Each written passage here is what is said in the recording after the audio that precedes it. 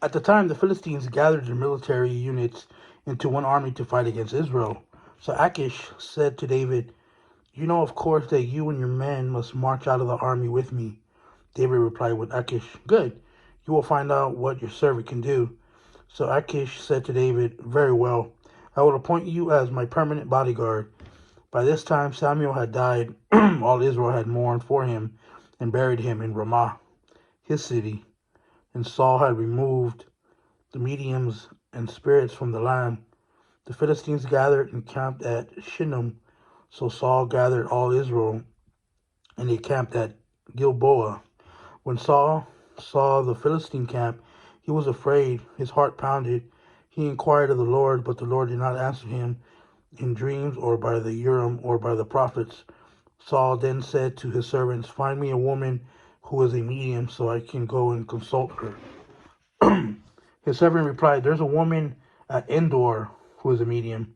Saul disguised himself by putting on different clothes and set out with two of his men. They came to the woman at night, and Saul said, "Consult a spirit for me. Bring up for me the one I tell you." But the woman said to him, "You surely know what Saul has done, how he has cut off the mediums and spiritists from the land. Why are you setting a trap for me to get killed?" Then Saul swore to her by the Lord, "As surely as the Lord lives, no punishment will come to you from this." "Who is it that you want me to bring up for you?" the woman asked. "Bring up Samuel for me," he answered. When the woman saw Samuel, she screamed, and then she asked Saul, "Why did you deceive me? You are Saul." But the king said to her, "Don't be afraid. What do you see?" "I see a spirit forming, coming up out of the earth," the woman answered. Then Saul asked her, "What does he look like?" "An old man is coming up," she replied. "He's wearing a robe."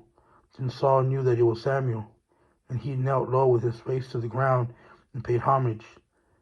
"Why have you disturbed me by bringing me up?" Samuel asked Saul. "I'm in serious trouble," replied Saul. "The Philistines are fighting against me, and God has turned away from me. He doesn't answer me anymore, either through the prophets or in dreams. So I've called on you to tell me what I should do." Samuel answered, "Since the Lord has turned away from you and has become your enemy, why are you asking me? The Lord has done exactly what he said through me." "The Lord has torn the kingship out of you and has given it to your neighbor, David. You did not obey the Lord and did not carry out his burning anger against Amalek. Therefore, the Lord has done this to you today. The Lord will also hand Israel over to the Philistines along with you. Tomorrow, you and your sons will be with me, and the Lord will hand Israel's army over the Philistines." Immediately, Saul fell flat on the ground.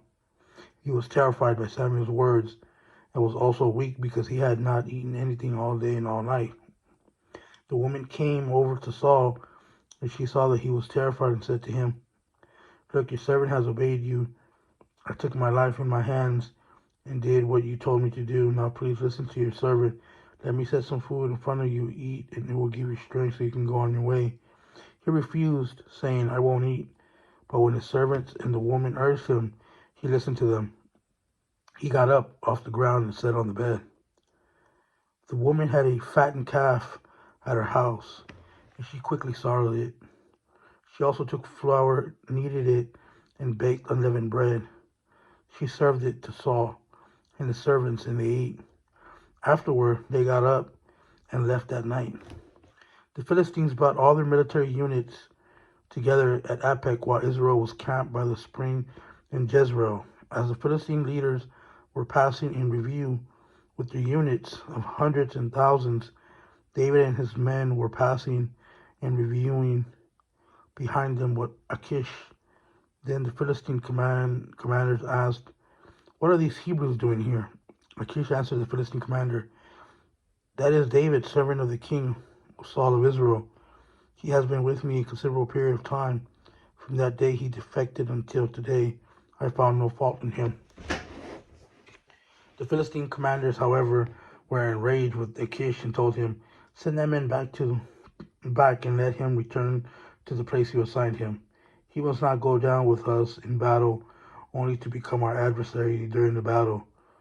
What better way could he integrate himself with the master than with the heads of our men? Isn't this the David they sing about during the dances? Saul has killed his thousands, but David has tens of thousands. So Achish summoned David and told him, "As the Lord lives, you are an honorable man. I think it is good to have you fighting in this unit with me, because I have found no fault in you from the day you came to me until today. But the leaders don't think you are reliable. Now go back quietly, and you won't be doing anything Philistine leaders think is wrong." "But what have I done?" David replied to Achish. "From the first day I entered your service until now, what have you found against your servant to keep me from going to fight against the enemies of my lord the king?" Achish answered, "I'm convinced that you are as reliable as an angel of God. But the Philistine commanders have said he must not go into battle with us. So get up early in the morning, you and your master's servants who came to you. When you've gotten all the way up, go as soon as it's light." So David and his men got up early in the morning to return to the land of the Philistines, and the Philistines went up to Jezreel.